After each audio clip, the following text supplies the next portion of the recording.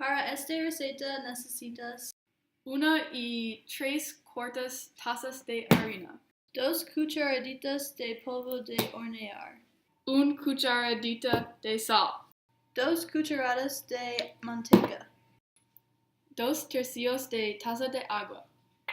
aceite para freír. Nosotros escogimos sopapillas porque ellos ven deliciosos. Sopapillas son de México. Esta comida tiene 200 años y la gente en Chile, Argentina y Uruguay comen sopapillas también.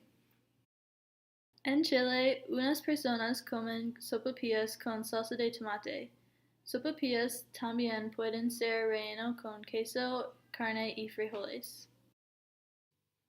En México hay 4 veces para comer.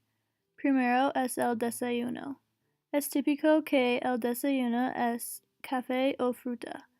Entonces hay almuerzo.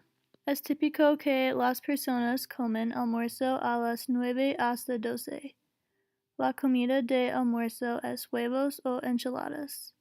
Entonces hay comida. Es típico que la gente come comida a las 2 hasta 4 de la tarde. Las comidas son una sopa o ensalada. Finalmente hay cena. Las personas comen cena a las 7 hasta 9 de la noche. Las comidas son diferentes para todos.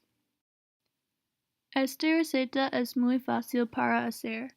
Es similar a fry bread. Nosotros queremos hacer sopapillas otra vez. Muy delicioso. Sí. Muy delicioso.